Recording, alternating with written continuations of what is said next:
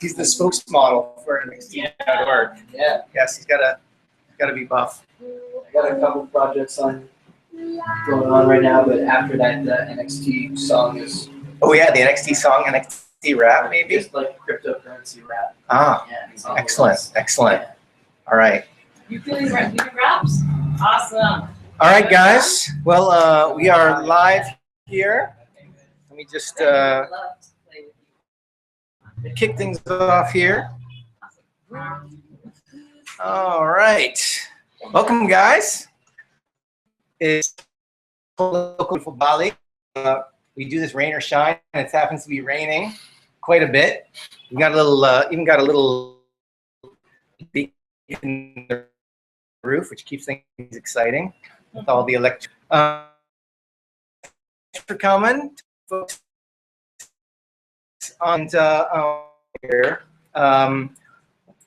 talk about Bitcoins in Bali.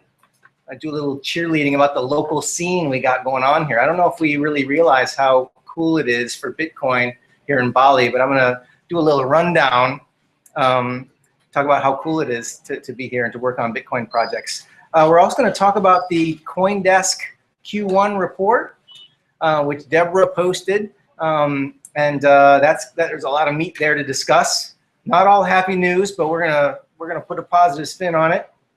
We've also got a great article posted by Steven, by Jem Bendel. He spent a few months here in Bali, and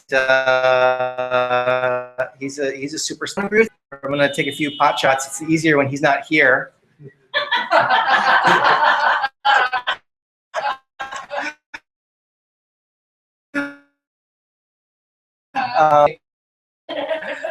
Let me just share my screen here, and, so everyone at home can take a look at what we're looking at. Maybe we could turn off the AC. Sure, sure. If you just push that button, the upper right button, it'll turn red, and it'll stop being so chilly in here. Yeah, you guys all came in from the rain, yeah? Okay. I like it cold, but my body hasn't gotten used to the Bali heat yet. But anyway, Bitcoin filter number 40. Can you believe we've been doing this for 40 weeks? It's kind of impressive. Okay, so let's take a look. We're basically broadcasting live from HUBUD, the co-working space right across the street from the Monkey Forest here in downtown Ubud, Bali. And if you find yourself in Bali on a Tuesday night and you like Bitcoin, I hope you'll come join us in person. We do this every week. The way it works is we have a Facebook group, and over the course of the week, people post their stories here. And each week we get together in person and talk about it. So if you find something interesting, post it in the group, and then we get together in person and talk about it every Tuesday. We also have a conversation going on Twitter. We're trying to make a thing out of hashtag Bitcoins in Bali. So if throughout the week you find things that are interesting for the group, you can tweet about it. We can have a conversation online on Twitter using hashtag Bitcoins in Bali. What are we up to here in Bali? Well, we're trying to make a Bitcoin economy happen.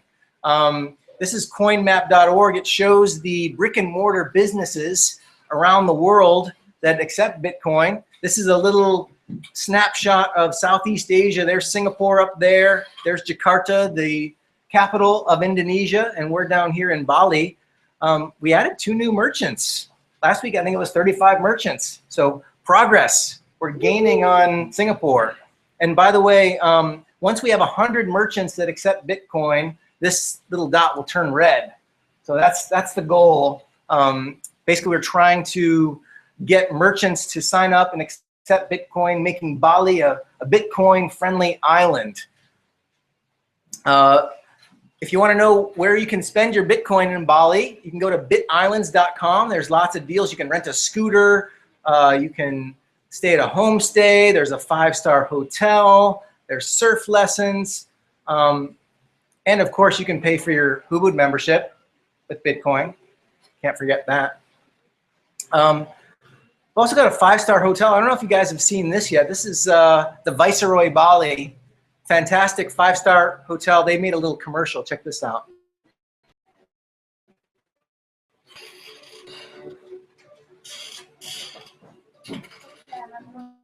Hello.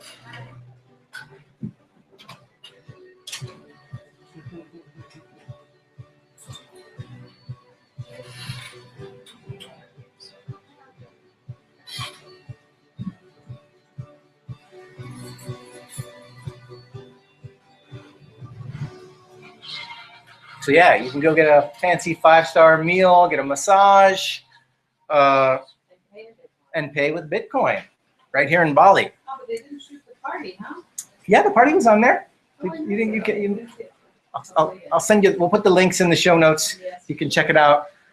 We had a party to kick off the night that they started accepting Bitcoin. That was fun, and there's a little bit of footage in there. Okay, what else is cool about Bitcoins in Bali? We've created this Bitcoin point of sale system for merchants to use, and the merchants around HUBUD are currently using this open source point of sale system that we've developed right here in HUBUD. It's very simple. You just put in the amount of, in this case, IDR, and then push pay, and it generates a QR code for you to pay. Now, the cool thing about this is there's no server side to this software. You can just view the code. You can just download this code and run it on your own web server. Or if you don't want to do that, you can use the one that's running right here at Consensus Reality. And you can enter in, the whole thing is configurable in the URL. So you can enter in the amount, the currency, and you can even put in the Bitcoin address that you want to pay, right? So basically anybody can get running accepting Bitcoin like in 30 seconds flat. You just basically need to enter in your Bitcoin address into the address here. And I'll show you how this works with my, let me fire up my phone here. Next question is how secure is it? Well, it's running over HTTPS. So if you were to implement it yourself, you need to do that as well. But if you want to just use it online here, it's perfectly secure. So let's change this to, just to show you how this works, let's change this to USD.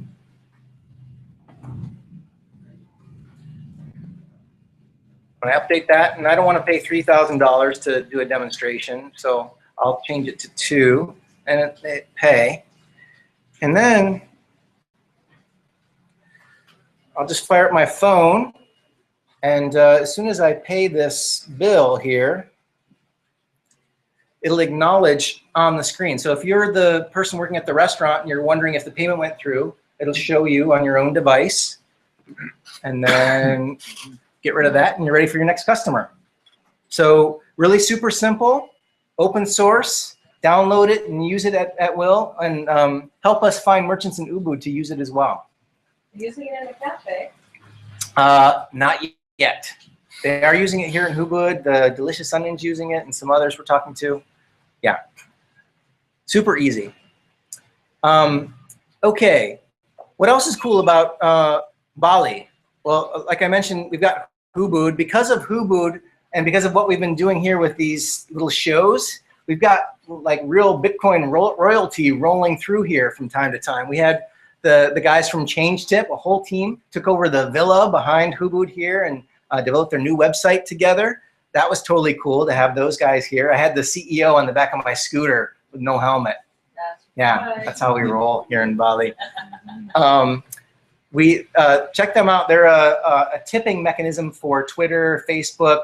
Basically, if you like someone's post, you can tip them in Bitcoin. Super cool. They're great. Yeah. Yeah, they've come a long way even since they were here in HUBUD. Yeah, yeah. Really cool guys too. Yeah. Definitely want to support them. We've got Purse.io. I had lunch with the CEO of Purse.io, which is a way to buy stuff on Amazon with Bitcoin. Got the folks from 37 Coins working here in HUBUD. Very cool. Still here. Yeah, hey. You know, these guys are doing excellent work creating an SMS gateway to Bitcoin. So Indonesians who have a feature phone, not a smartphone, but they want to participate in the Bitcoin universe, they can use their dumb phone, their feature phone, their little Samsung, you know, the ones that are cost $20. they're off and running. So super, super cool that we got those guys here. The folks from Coin Academy developed it here. We have to stand up and do the wave. This is such a cool site. I can't say enough about this. They've got like curated collections of videos. If you do a search on YouTube for Bitcoin, you get so much flotsam and jetsam. And these guys have gone through and found the best stuff. So they've got that. They've also got original courses, not just in Bitcoin, but in alternative currencies as well. This was developed right here in Bali. It's cool. Very cool. Check them out, coinacademy.co. Debune, are you guys familiar with this? This is also developed right here in Bali. This is developed on another cryptocurrency called NXT, which is super cool. I mean, most altcoins are a fork of Bitcoin. NXT is its own brand new cryptocurrency. And we've got an expert right here in Bali, Roberto, who you'll see posting in the group. It's a work of passion. It's like a work of goodwill. It's like this open source distributed business network is what it stands for. And it uses the technology behind Next to power it.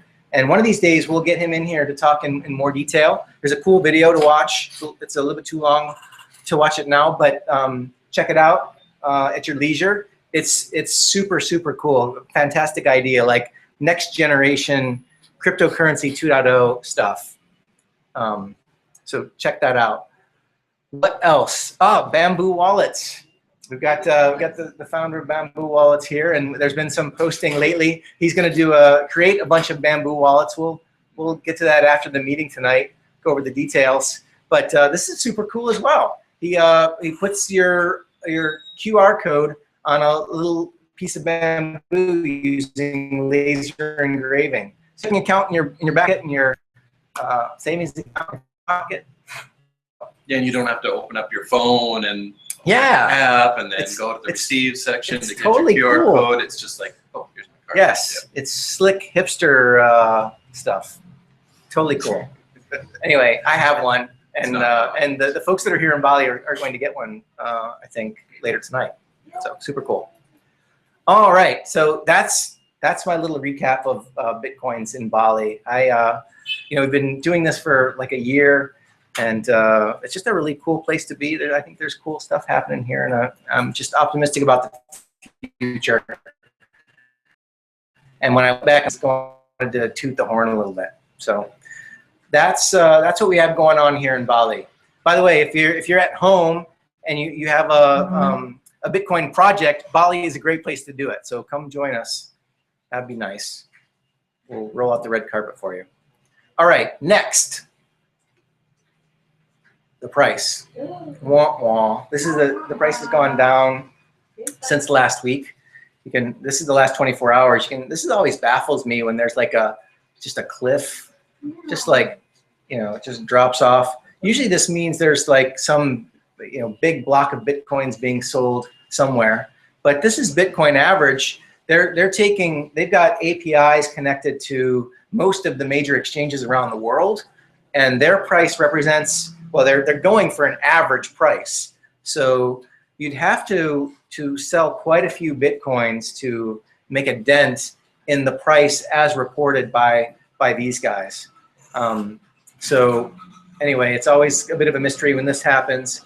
But we've seen this before. If you go back to look at Bitcoin when it was 80 cents or $8, it would have these spikes, and it would just bump along and go up and down. And after a while, they started calling Bitcoin the honey badger of currencies, because like honey badger is this like really tenacious, like ferocious small animal that can't die and like kills snakes. Yeah. And there's a funny YouTube video on it. Look up honey badger, and you'll be entertained for 4 or 5 minutes. But anyway, I'm not worried about the price as long as the fundamentals are there. I think I continue to stick with it and don't put too much pressure or worry too much about the price. We're here in Indonesia, so let's talk about the Indonesian rupiah. This is bitcoin.co.id, the largest exchange in Indonesia, and they're down below 3 million rupiah to the Bitcoin. So we're accustomed to seeing that number be above 3 million. So a little bit of a dip. I'll have to call those guys and see what they can do about that. Look at that. Look at the volume though, 300. Yeah, well, it's interesting. You know, the exchanges make money whether Bitcoin's going up or down, right? And so this is you can actually kind of ballpark what the exchange makes by looking at their fee. When we were doing like 20 Bitcoins a day, 25 Bitcoins a day, so it's really excellent to see that their volume is up. That's good for Bitcoin because it represents liquidity. It means that there's always a buyer and a seller for Bitcoin and rupiah and vice versa. So yeah, they provide quite a service for Indonesia and for the Bitcoin community here. It's a great thing that they do, and really nice, sincere people behind Bitcoin.co.id as well. Yeah. Very capable.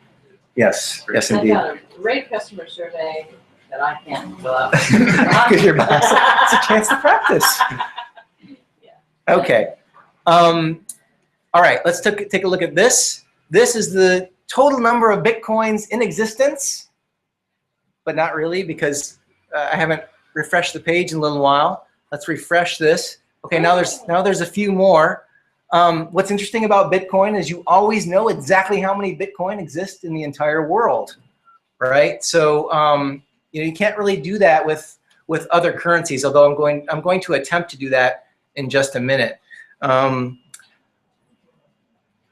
You know, this is another graph that I like to show. This is the U.S. M1 money supply. One of the reasons I got so interested in Bitcoin is because they've been printing U.S. dollars like crazy since 2008.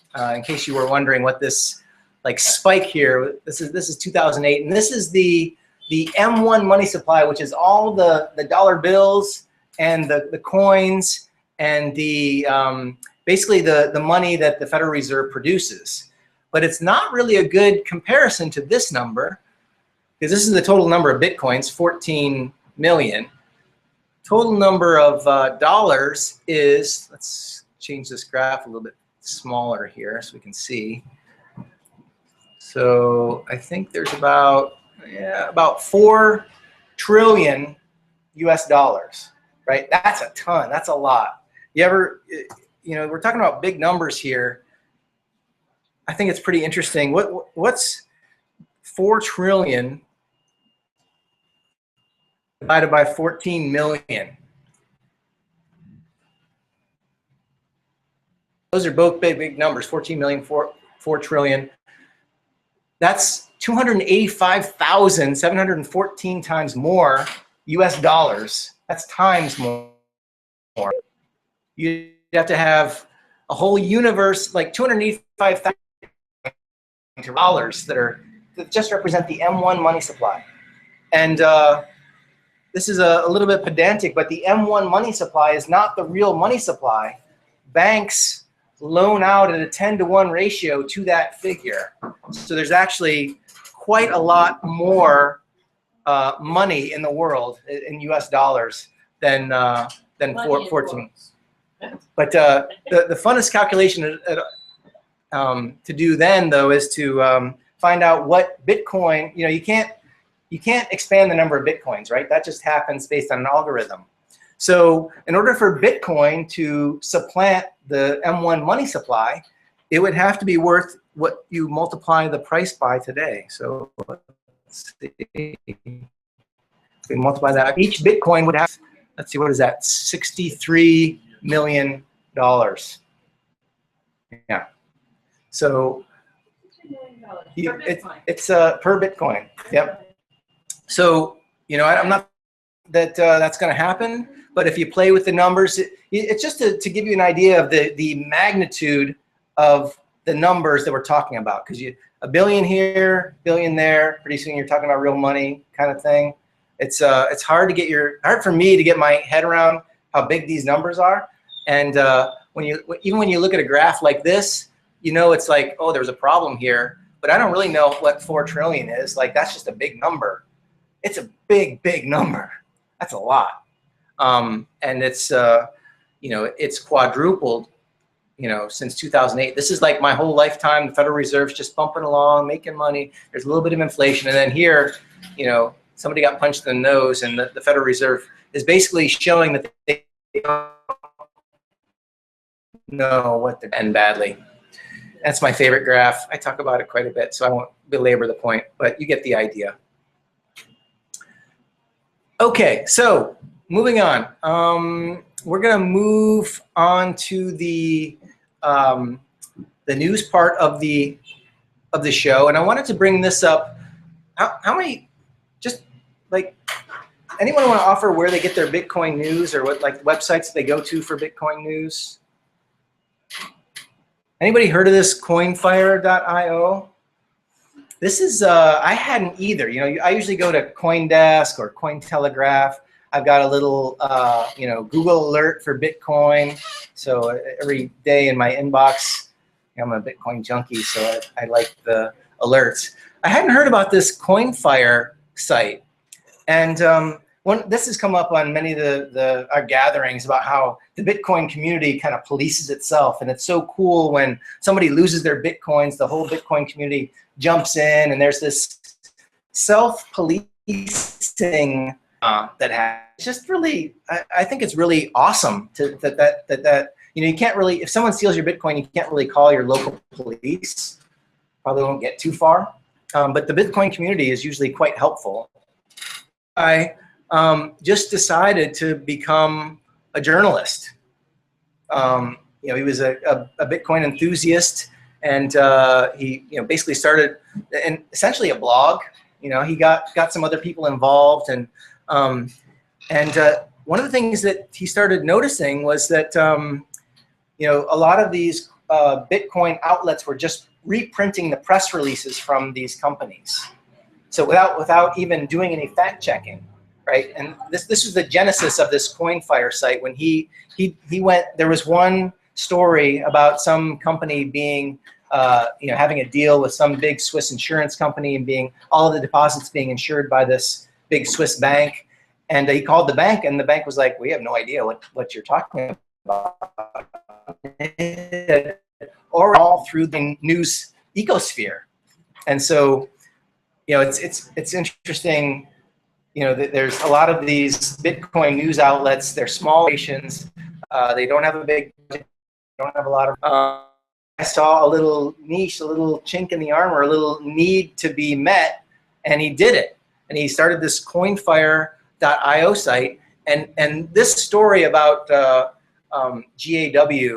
is fascinating. If you like the soap operas that happen inside the Bitcoin world, if you like the salacious stories, the scammers and how they do it, and how they, the lengths that they'll go and play. This is a great story. I highly recommend checking it out. If you don't want to read, there's also a great interview. They interview the Coinfire, the guy who started Coinfire.io on Let's Talk Bitcoin. Most Let's Talk Bitcoin shows are less than an hour. This one went an hour and 15, and I just was riveted. He talks about the email exchange, and talks about checking facts, and like calling, Amazon to see if they're really partnering with this GAW outfit, and calling Target to see if they're really doing it, and totally reading all of the terms and conditions, and finding the fine print that's in the terms and conditions. I mean, this is excellent journalism, and it's just happening organically in the Bitcoin space. Just a super cool story. I hope you'll check it out. This guy, you can tell by listening to the interview that he's just kind of a regular guy, but a real genuine. It's worth a listen. So I hope you'll check it out. We don't have time to do it here, but I'll post the links. What's next? This was big. I posted this one. Stuff other people post, but I posted this one. This is quite interesting. First presidential candidate to accept Bitcoin donations, right? And I think this is, if politicians start accepting Bitcoin donations, then maybe when it comes time for them to sign a bill that restricts Bitcoin or stops Bitcoin or is Bitcoin unfriendly, then maybe the president will veto it. You know, if this guy becomes president, maybe he'll veto it.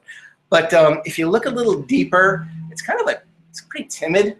You know, I give him credit for looking into accepting Bitcoin, but I looked a little further, and you can only donate up to $100 worth of Bitcoin, and then if you want to donate more, you have to go to PayPal or some other mechanism, right? So he's obviously just kind of dipping his toe in the water, you know, and it is cool video splash. This is from CNN, and it's you know, kind of FUD around Bitcoin. There's a concern that because Bitcoins function outside the banking system, they're hard to trace, and that they're dangerous and mysterious, and there's untraceable donations. Like, where did this money come from? I don't taking over the world through $100 donations to Rand Paul, but anyway, it's interesting how the mainstream media treats Bitcoin stories. But that's pretty cool. Incidentally, the Federal Election Committee has a formal ruling on this. So they've actually come out and said Bitcoin donations are okay. So.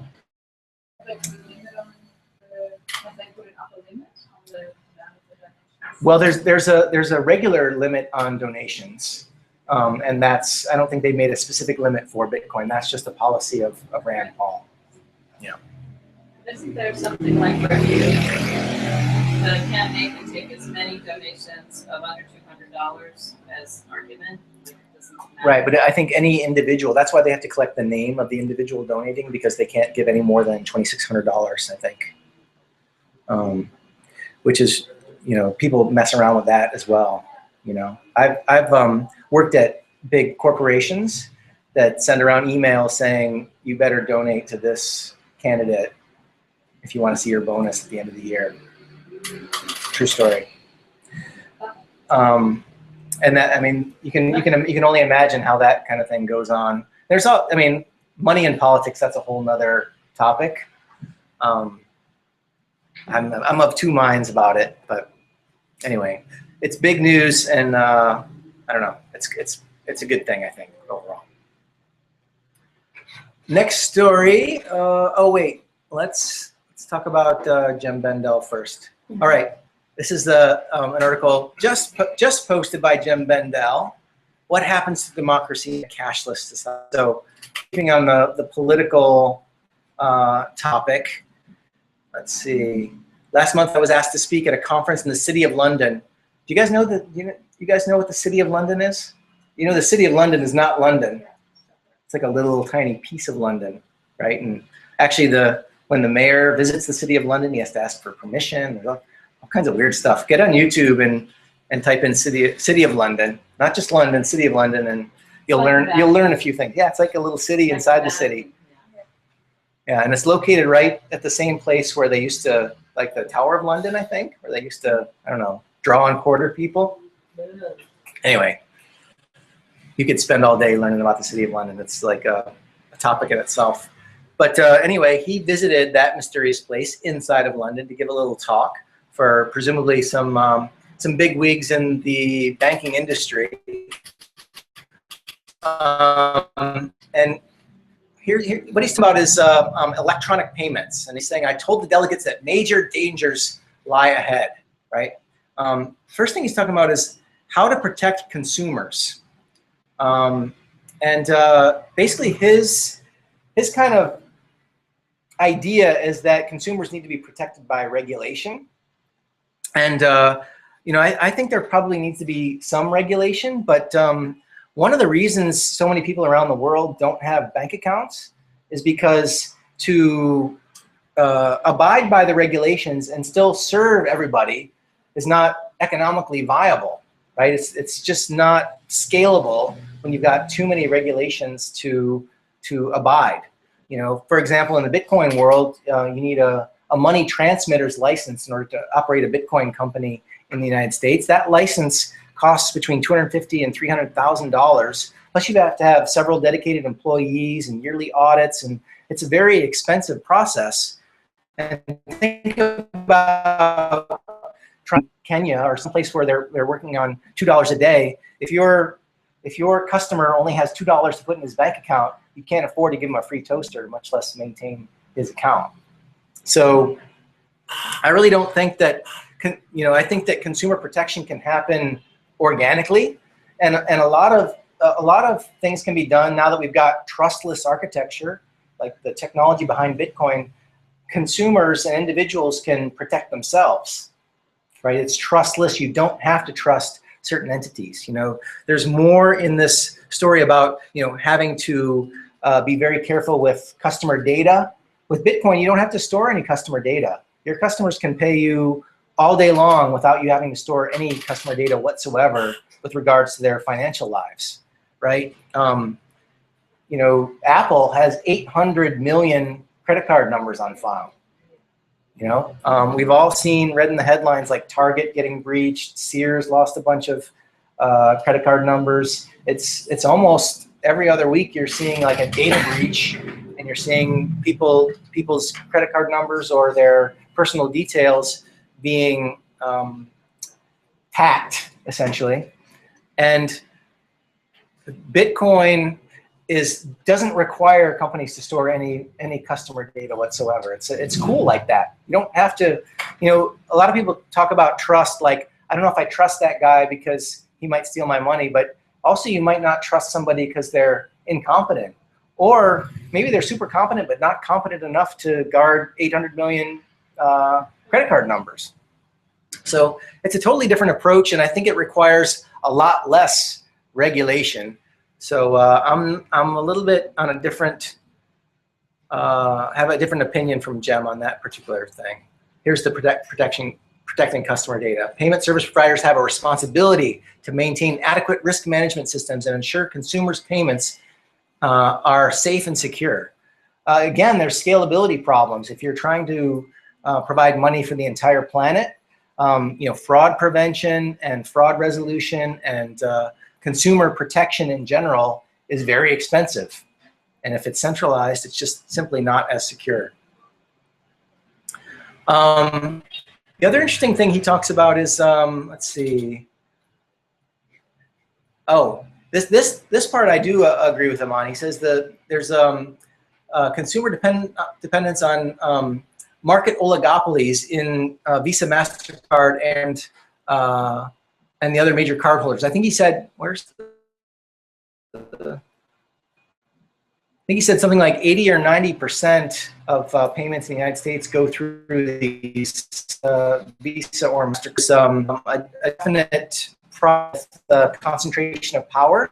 He talks about how that kind of power can be used politically, and he mentions WikiLeaks. This is where I'm right on the same page with them. I think that we shouldn't put so much power of money in a small in the hands of a small number of people, and that's the status quo. That's the way the world is now, and Bitcoin is an answer to that.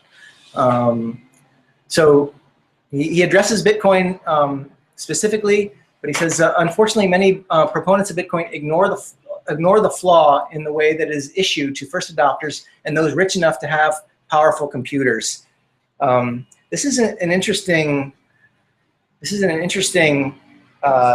jab at Bitcoin, because one of the sometimes we talk about all the different alternative currencies there are.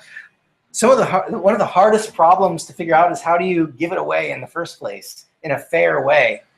They tried to do it in Iceland, where they gave everybody with a social security number a little bit of Aurora coin, and everybody immediately converted it to Bitcoin, and the Aurora coin failed. So that was the fair way, but even a seemingly fair way can not actually work. Anyway, there are a lot of Bitcoins that belong to a small number of people, and that will concentrate power. And I'm not really sure what the solution is for that, but it is true.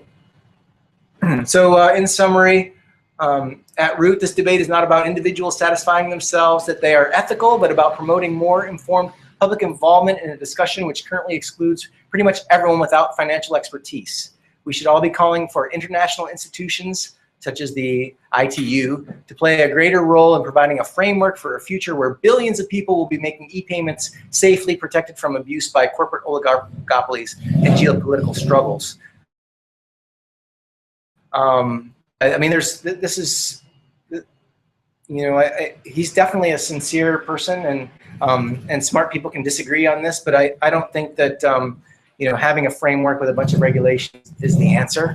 And just like I showed this CoinFire guy kind of filling a need that the community has, I think if you just let the community kind of stumble and fall and fix its own problems, pick itself up, that an ecosystem evolves around these things. And in my opinion, that's the only way that that money can really work in places like Indonesia, where many people don't have bank accounts and don't have enough money to interest the for-profit banks that exist in this part of the world. Mm-hmm.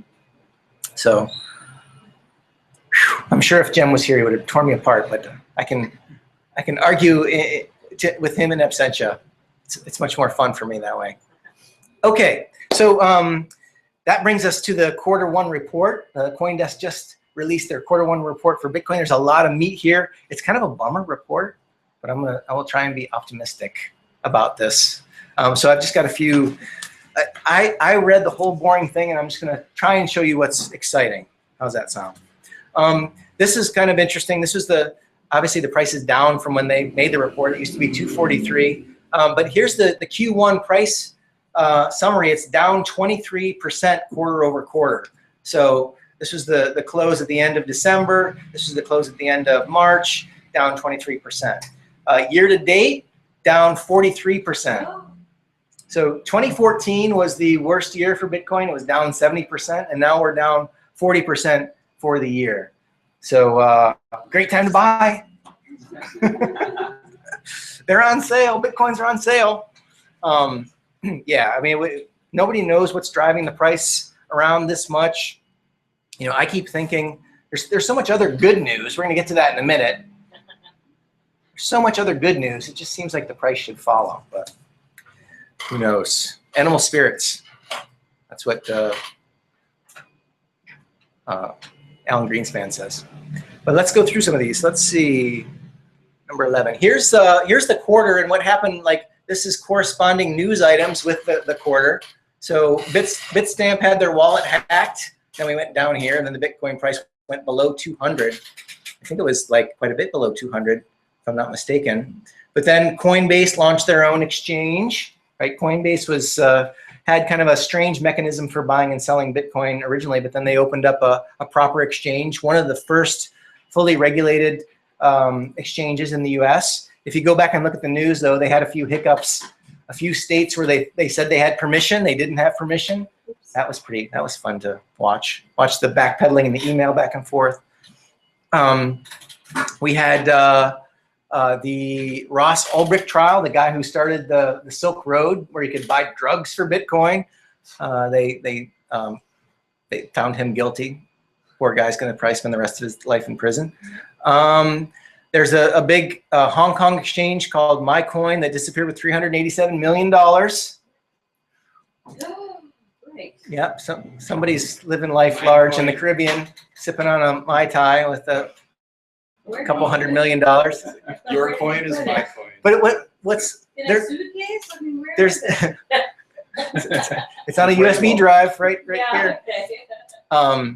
Yeah, that's it's fascinating, and a lot of the community gets involved and tries to figure out what's going on, and raised a lot of debate about whether these coins should be blacklisted.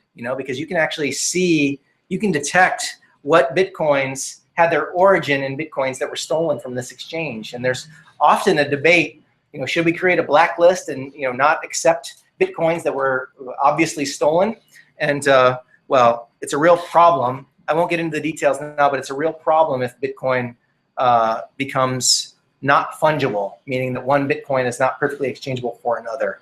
It really hampers its ability to serve as money if Bitcoin blacklists start to propagate. So what else happened? We've got this startup 21, which is like this mysterious, we don't even know what they're going to do, but they raised the largest seed round ever, 116 million. even more than Coinbase. That's obviously a reason to drive the price down, right? It makes perfect sense. Of course, when somebody's invested 116 million, you should just sell. I have no idea why the price went down. This was also good news, and the price went down afterward. But it looks like the UK is going to be kind of Bitcoin friendly. In fact, I think that the UK Chancellor mentioned Bitcoin by name. You know, he's talking about the UK being tech savvy and being ready for the 21st century and being, you know, pro business. And I think he mentioned Bitcoin because Australia has a very unfriendly Bitcoin environment. And they relocated their company from Australia to the UK. So a little bit of regulatory arbitrage going on there, and it got the attention of the chancellor. So, and then obviously that people sold Bitcoin. That news, I don't know.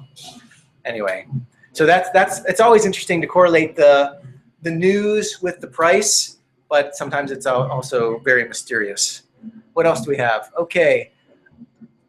On a positive note, trading volume is up. You can see it's an undeniable trend that more and more people are trading Bitcoin, right? So why that drives the price down, I do not know. Here's something interesting: diminishing incentives to mine. One of the things we've talked about in this show on many occasions is there's a consolidation of miners. If Bitcoin has an Achilles heel, it's that someday there will be like 3 mining operations, and they'll have the ability to decide transactions are real or not, or basically be able to control the money in a way that suits their own purposes and not the purposes of the community. And it's becoming harder and harder to be profitable as a Bitcoin miner, and that's what this graph shows. Of course, if the price, but just not the case. We've been on a downward trend for more than a year. Next slide.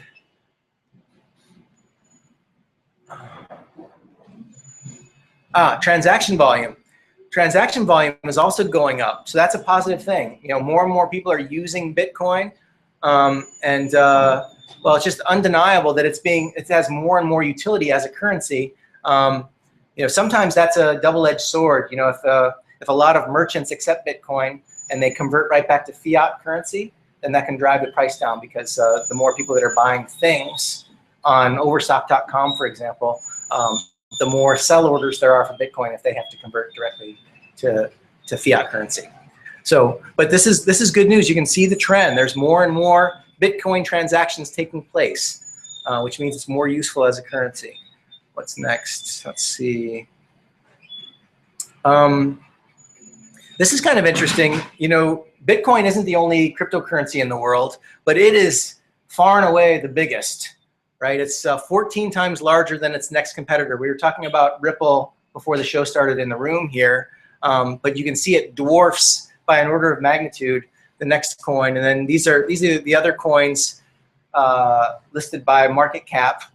And Bitcoin is the biggest. It also means that it's got the basically the greatest network effects, and it also means that the most tools that are out there are being developed for Bitcoin and not so much for these other coins. So I had an interesting discussion. Hey, what's happening? Welcome back. Thanks. Manu, pull up a chair.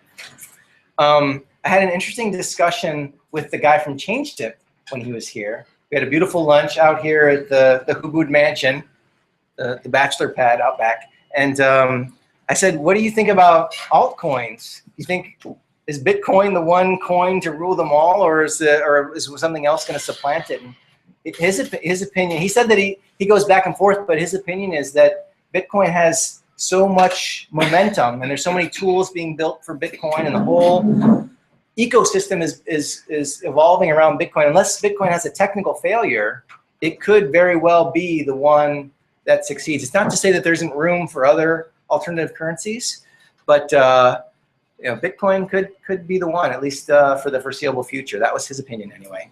So, oh, I think I just lost my. Hold on a sec. Well, Paycoin's dropped a lot since then. Which one? Paycoin was Paycoin. it was a Ponzi scheme. Yes. It's down at 2. That's Paycoin, I believe. Is that the one associated with GAW? Yeah. Yeah. So we talked about GAW earlier before you arrived. And I'm surprised it's even still worth $7 million. No, it's like 2 million now. Oh, is it? Yeah, it's like the chart is.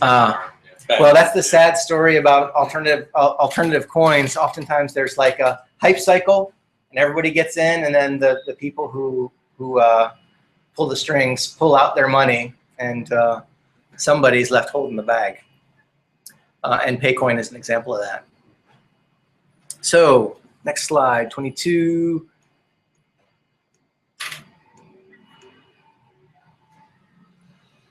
This is kind of an interesting figure. Mainstream Bitcoin media coverage dropped quarter over quarter. So you've got fewer mainstream media outlets talking about Bitcoin. I think this is kind of bad news, you know. Maybe it's good news. And it seems like media, like when Mt. Gox goes under, or they arrest the guy from Silk Road, or somebody has a Ponzi scheme and disappears with hundreds of millions of dollars worth of Bitcoin. That's the stuff that kind of makes the headlines, seemingly.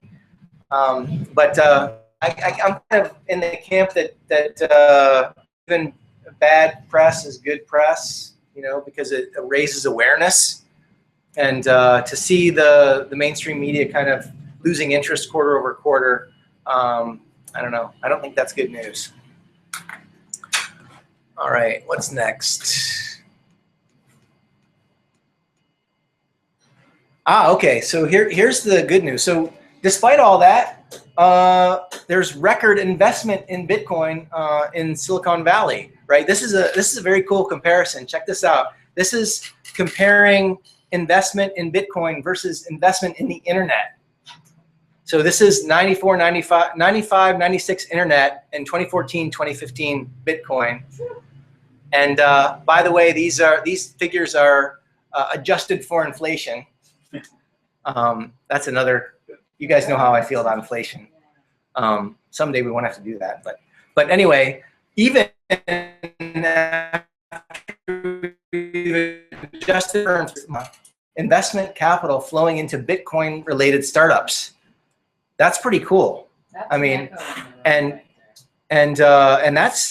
this is 2015. Like after all the kind of lukewarm news and the price being down, you still got that venture capital flowing into those projects. I think that's very, very encouraging. When you think about it, most of the world just doesn't even know Bitcoin exists, and these guys are like are investing in what they think the future is, right? They obviously are bullish on Bitcoin and Bitcoin-related technology. Is this specifically Bitcoin, or is this any blockchain or cryptocurrency-related investment? That's a good question. Let's see. Investment.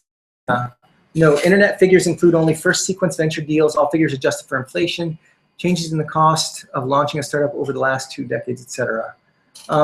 It doesn't say. It's not clear. It's Bitcoin specific. It's very specific. There's actually, I'm not going to go over it, but there's more coverage of like Bitcoin 2.0 smart contracts and other stuff in the report, so you can check it out for yourself. Let's see. There's also VC funding in other countries. I think this is really cool. Venture capital going to Kenya, in small countries like Barbados. Very, very cool. Bali's in there, but it just didn't make the slide, I'm sure. We're not a country. That's right. That's right. This is kind of interesting. Most of the venture capital is, well, by orders of magnitude, is coming from the United States. I thought it'd be fascinating, given that most of the Bitcoin activity in terms of volume is happening in China. They're way down the list. Of course, maybe the rents in San Francisco are a little higher, so maybe that's why it's more expensive. These guys have spent a little less, but they're in some sweatshop somewhere. But I thought that was, That's a lot more than everybody else. Looks like our defense budget versus. What's the Netherlands and Sweden up to then? Well, you know what? The Netherlands is a big technology and a big financial hub. In fact, before I quit my job and to be a digital nomad, I worked for a payments company out of the Netherlands. There's a lot of technology there. Yeah, Isn't interesting. Luxembourg trying to like attract Bitcoin startups or something like that? They should be. In the Netherlands? No, Luxembourg. Oh, are they? I don't know. Are they? Didn't they mention something? They reached out to us. And they, Oh, and what are they offering? Like cheese? What kind of stuff? no, I think like friendly regulations. Oh, really? I don't even know what the regulations are like there. I should check it out. I didn't check it out. Yeah. You're like, we're comfortable here in Bali. Thank you very much. Okay. Yes. Yes, too cold. Go there in the summer. You can split the difference. There's too many tourists here in July and August. Okay, let's see. Skipping ahead a little bit. Let's see. Growth of new Bitcoin accepting merchants plummeted in Q1. This is kind of disturbing as well. And actually, I've kind of seen this on the ground here in Bali and HUBUD, a little bit of slowdown. And it's because there's not a lot of people walking around with their wallets spending Bitcoin. You know, you can paint a pretty picture for the merchant, but unless people are showing up every day to spend, it becomes a lot less interesting, you know? Of course, because the wallet holders are exposed to volatility. Right. You have to have those diehards like me that just keep a little bit and like a labor of love, like just spend Bitcoins, rain or shine, you know, loss or gain. And I think what I'm trying to make happen here, but it's a hassle. I mean, I think it's really bootstrap time and just trying to grease the skids. I mean, if we were starting an engine, we're still like cranking the front, right? It hasn't got its own speed yet. And I don't know how long that'll take. But it is interesting to see that merchant adoption, you know, that we haven't crossed the chasm yet. We're still in that early adoption phase, and yeah, I'm sad to see. Seems to be mirroring price as well. Yeah, if the price goes up, yeah, that's a good point. Whenever the price, That's like the price cut of Bitcoin last year. yes, whenever the price goes up, we get more people in the meeting, and we get more people inquiring about how to do it. I was gonna say, I'm surprised there's so many people here. It's like it's dismal last It's well, they heard that you were in town, so yeah. All right, so let's see. Sorry, guys. It's not nearly as boring as reading the whole thing. Here's a little bit of a take on that. Merchants generally welcome Bitcoin adoption. Lack of consumer adoption is the fundamental problem. I believe merchants have been widely disappointed by the number of transactions they see in Bitcoin. This is what I see too. In fact, when we went to Singapore, the last time I went to Singapore, I went to a restaurant that used to accept Bitcoin, and they were no longer accepting Bitcoin because nobody was showing up. No, So- Clear. I tried to buy Bitcoin like Clear a month ago. They've still got like we accept in the menu and things like that. And they're like, oh. Yeah. For those of you who are unfamiliar, Clear is a restaurant in town. They were accepting Bitcoin. It was a great success story, and then it burned down.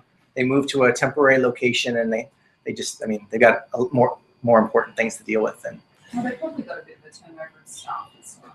yeah, but we'll get them back. We'll get them back on board Some people say that it was a conspiracy to hold fire. to kill Bitcoin. Yeah. Yes. Clear. Oh, really? That's sad. Fortunate incident anyway. Exactly. Yeah. That's your location. Okay, moving on here. Let's see. 54. 5 types of Bitcoin users. People want cheap, fast, global online payment experience. That's access to a new suite of consumer applications. People who want to connect to the global economy for the first time. People who believe Bitcoin is an attractive investment. People who value financial privacy. you know, the thing that's not there is this kind of grand idea of Bitcoin being this new global money that is not subject to being controlled, you know, and a built-in monetary system that works in a fundamentally different way. This is just something that people don't understand yet, you know, and if it fails on all of these other counts, then they won't get interested again until they have to. You know, one of the big price surges we ever saw, one of the biggest price surges we ever saw was when they implemented capital controls in Cyprus, right? And people are like, how am I going to get around capital controls? Well, Bitcoin is one way to have personal responsibility and control. But until people need it, they might not consider it important. It didn't even make this list. What else here? Transaction volume going up. We already saw that. Okay, here's interesting profiles for alternative uses of blockchain. We're seeing companies that are actually doing these things. You know, there's a lot of talk, or there has been a lot of talk about smart contracts, about using a blockchain for property assignment. By the way, that's a huge problem here in Bali. If you ever go to buy some land in Bali, you know, you might want to make, actually there's no reason you're buying it from actually has the legal title to that land. You could buy land and then somebody could come out of the woodwork and say, oh, by the way, you know, I own this. You know, it's something that the whole world needs to have property rights to cooperate successfully together. And well, it's interesting to see that Bitcoin can play a role, or the blockchain can play a role. And you know, there are actual companies that are doing these things now, which is pretty exciting and a reason to be bullish. Let's see, 70. Oh, here's the mining fast. And there's this problem with Bitcoin. If there's too much mining concentration, they can get 51% of the network and take over the network and ruin Bitcoin, et cetera, et cetera. And there was, back in July, we actually talked about this in these meetings about this geek.io, this mining pool that was approaching 51%. It's like, oh my God, like someone's gonna kill Bitcoin if they go over 51%. It ended up being okay. The community regulated itself, and now it's like less than 10%. So you can see it's actually a nice diverse mix of miners there, which is good news from where we were back in July. How do we know that those actually are not all controlled by the same person? We don't. We don't. Kind of like Starbucks and some second Starbucks, and you're like, I hate Starbucks. I'm gonna go to Eats yeah. And then you find out like they have the same. their Yeah. own pizza Yeah. restaurants. Yeah, I don't know. If you find out, let me know. It's a pretty graph, though, right? Yeah. Okay, that's all I got. Check out the thing. Did anyone read the reports? Deborah, you posted it. What did I post? You posted this report in the group, I thought. No. The CoinDesk Q1 report? No? Okay. I'm sorry, I'm mistaken. Somebody did. Anybody like read this thing and like it's pretty boring? Anyone? I will read it. Did I cover any, like, did I miss any like gems? Okay, maybe not. All right. Let's see. That's all I got. Anything anyone want to add, or any breaking news? Any topics I missed? News items I missed that you want to bring up and talk about? Yeah. Not news items, but just I've been doing some solo brainstorming about businesses around town that I have personal connections with that might be open to Bitcoin. So how do we, where do people go? What do people do? Well, I don't know. Did you come in a little bit? Were you a little bit late? We talked about we have an open source point of sale system that anyone can implement. I can see me afterward. I can show you how to use it, how to approach a merchant, what they, what questions they'll likely have, and I mean, I really want to empower anyone that's so inclined to find your favorite restaurant and ask them if they accept Bitcoin, and if they don't, get them on board. It's really easy. With this thing we've got in place, they can just say yes, put a sticker on their window, and then we can arrange to, after one of these meetings, like just go to that establishment and try and spend some. Give them lots You know? of training. Yeah. Get things going. That's what we did at Viceroy and a few other places. So yeah, I'll definitely support you in doing that. And is it possible when you're talking to new merchants to let them, let me ask, how difficult is it for them to set themselves up so they do an instantaneous transfer or to review? That's also very easy. It's a little bit more involved. Like it, but Right. they might feel more Well, and that's also quite easy and can be arranged, and they can do it for 1% or less, depending on where they want to remit, and we can help them remit to Indonesian rupiah or a bank account in Singapore or back in the States. Really? Yeah. That's good. Yes. That might smooth the way. Yes. But Yes, because I'm sorry, I interrupted. I was just going to make the point that if they have their expenses, if it's a restaurant and they have to buy food and pay staff, and they're worried about paying their expenses, they want to convert right to Bitcoin. I totally understand, or convert right back to fiat. It's totally understandable. But yeah, we can have that discussion too, and it is quite easy. Just a few more steps, but almost just as easy. But Bit Islands is still going as well too, right? Right, It's an Bit- option, yes. or like where they're listed in a directory, and they have SMS-based transactions as well, and those kinds of things. Because Oscar, the head of Bitcoin Indonesia, strongly recommends that Bitcoin is the carrying currency, but I'm a business owner here too, and so you want to record the transaction as a rupiah transaction. So Bitcoin just carries the currency, but still for taxation purposes, it's recorded as a rupiah transaction. So there are also point of sale systems that handle that. Like, there's a big one in Singapore that there's gives point of you sale at Singapore. point of sale that gives you a monthly report in rupiah at the end. So if you ever, if it ever gets to the point where, say, if Bitcoin takes off, and you're actually filing a lot of taxes, that if you get audited, you can hand them that paper as, within your accounting proof. Yes. But yeah, that's great. That's great news that people are interested.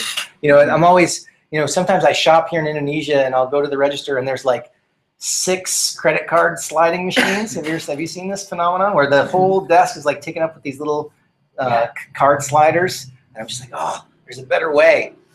There's a better way. Someday maybe. I do have something, Gary, and this is just hearsay, but You heard it here first. per the conversation we had last week and the week before about the new Chinese bank, that the development bank, Asian everybody's- Infrastructure Investment Bank, yeah, yes. that everybody's kind of Did you- hightailing it over to, even over the objections of the U.S. Mhm. On the remittance point, now even major Wall Street firms trying to transfer more than $2,000 out of the United States are being stopped. Mhm. More than $2,000. So Really? it was 10 and it's down to 2, and this is from a colleague who has raised 50 billion, so it's not like the bank doesn't know. It's Mhm. yeah. Yeah, if you For real. if you want to do a fun experiment, scared. like go to your bank and ask for $6,000 or $7,000 in cash, and see But what happens. As far as if Americans cannot move their money through a bank, that could actually mean some very good things for Bitcoin. Yes, because Bitcoin doesn't have those kinds of capital Doesn't have controls. those restrictions and also doesn't have the fees either. Yes.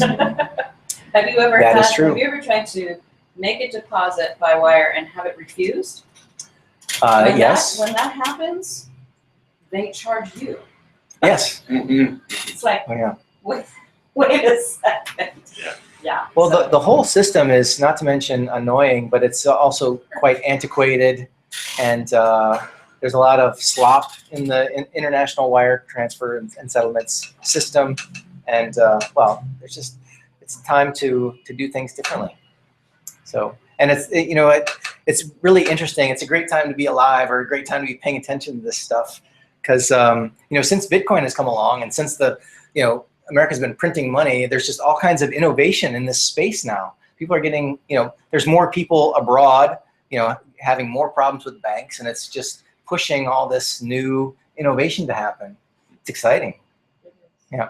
That was why I first got into it, because my bank decided to raise the limit of cash that I had to have in my account without getting charged a monthly fee, without telling me, except by letter to my grandma's house.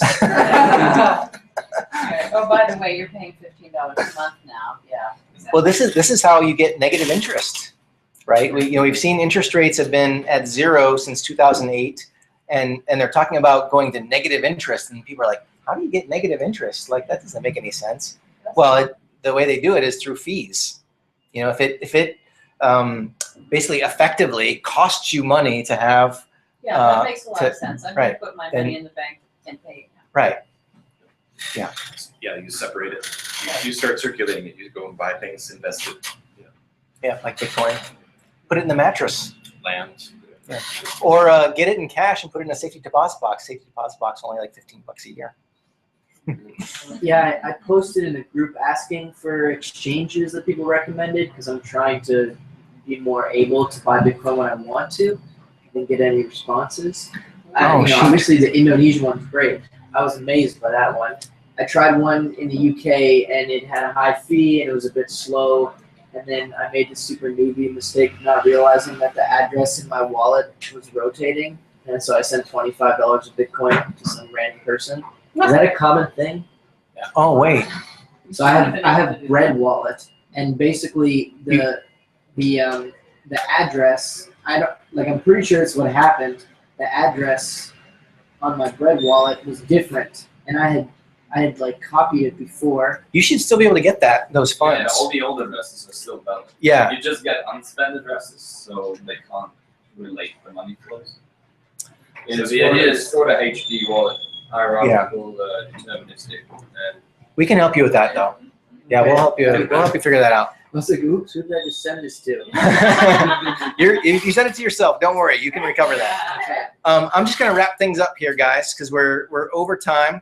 Yeah, For the I'll folks talk at about home. the bamboo wallets. as Yes, well, yes. too. Stick around if you're interested in the bamboo wallet giveaway. So anyway, that's the show for tonight, guys.